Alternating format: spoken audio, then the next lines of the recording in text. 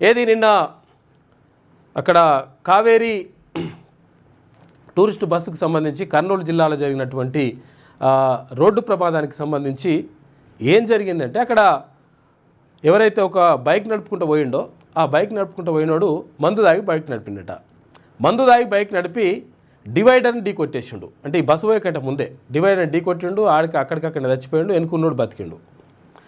ఆ తర్వాత bike road మీద పడ్డది. రోడ్ మీద పడ్డ తర్వాత ఏది బస్సు పోయింది. బస్సు పోయి ఆ బైకుని ఢీ కొట్టి ఒక 200 మీటర్లు 300 మీటర్ల దాకా తీసుకుపోయింది.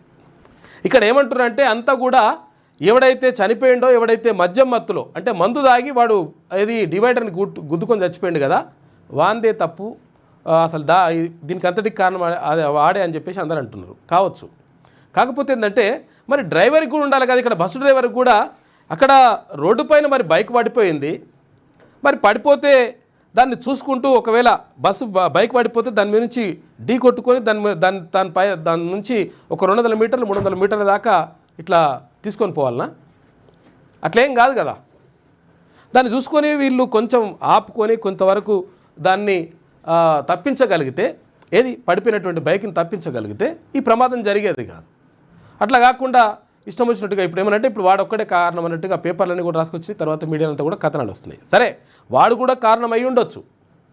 వాడు మందు తాగి పడిపోయి తర్వాత ఈ డివైడర్ని గుద్దుకొని చచ్చిపోయినట్టు కూడా కారణం అయి ఉండొచ్చు. కాకపోతే ఏంటంటే మరి ఈ బస్సు డ్రైవర్కి ఏమైంది? 200-300 మీటర్ల దాకా ఎందుకు దాన్ని ఆ బైక్ని ఈడ్చుకొని వెళ్తుంటే కనీసం మరి చూస్తారేడా? మరి ఎవరైనా మనుషులు వస్తే కూడా అంతే కదా పరిస్థితి.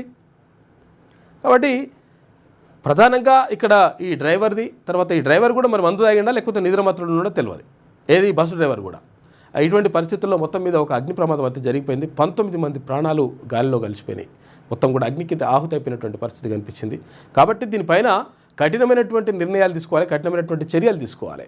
ఏది ఇష్టం వచ్చినట్టుగా స్పీడ్ డ్రైవింగ్ ఇప్పుడు 85% ప్రమాదాలు జరిగి చనిపోయిన వాళ్ళు ఉంటారు కదా, అందులో 85% ప్రమాదాలు అతివేగంతో జరిగినాయంట. ఆ తర్వాత మందు తాగి. కాబట్టి వీటిపైన ఇంకా నియంత్రణ చేయాల్సిన అవసరం ఉన్నది. నియంత్రణ పోలీసులు చేస్తూ ఉన్నారు. కాకపోతే ఏంటంటే ఇప్పుడు మొత్తం పోలీసులు వేయాలి. ఇక మాకేం పట్టనట్టు ఉంటుందంటే ఎవరు ఏం చేయలేరు. కాబట్టి స్వీయ నియంత్రణ అవసరం. ఎవరి కారును నియంత్రించుకోవాలి. ఎవరి కాళ్ళు వాళ్ళు ఏది మరి బైక్ నడుపుతున్నాం తర్వాత అసలు పరిస్థితి ఏంది? మందు దాగి నడిపితే ట్రాఫిక్ పోలీస్కి ఏం కాదు కదా. కాకపోతే ఏంటంటే నీ కుటుంబానికి ఏమైతే ఆలోచించుకుని నడిపితే మంచిగా ఉంటుంది.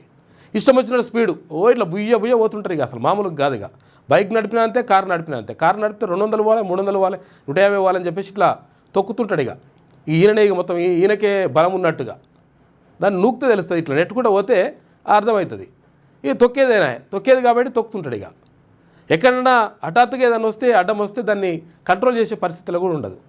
ఇటువంటి వాటి వల్ల ప్రమాదాలు జరుగుతూ ఉన్నాయి. కాబట్టి ట్రాఫిక్ నిబంధనలు పాటించాలి. తర్వాత ట్రాఫిక్ రూల్స్ చాలామందికి తెలియవు. అంటే ఇప్పుడు అసలు యాక్చువల్గా ఇండికేటర్ వేసుకునే విషయం కూడా తెలియదు. సైడ్ అద్దాలు ఉంటే సైడ్ అద్దాలు చూసే విషయం కూడా చాలామందికి తెలియదు. అంటే రకరకాలుగా ఉన్నాయి. దీనిపైన అవగాహన కల్పించాలి. తర్వాత ఎవరికి వారు స్వీయ నియంత్రణ కూడా పాటించాలి. మీ ప్రాణాలు వీక్తాయి, తర్వాత ఎదుటి ప్రాణాలకు కూడా ప్రమాదం జరుగుతుంది. కాబట్టి అట్లా చూసుకుంటే మంచిగా ఉంటుంది. మీ వ్యాపారం అభివృద్ధి కావాలని కోరుకుంటున్నారా? అయితే వెంటనే క్యూనస్ని సంప్రదించండి. Schools, colleges, banks, shops, office promotions, land promotions, political promotions, restaurant promotions, hospital promotions, పుట్టినరోజు వేడుకలు, శుభకార్యాలు, వ్యాపారాలు ఏవైనా, సందర్భం ఏదైనా ఇప్పుడే క్యూనస్ ద్వారా తెలియజేయండి. మీ వ్యాపారాన్ని అభివృద్ధి చేసుకోండి.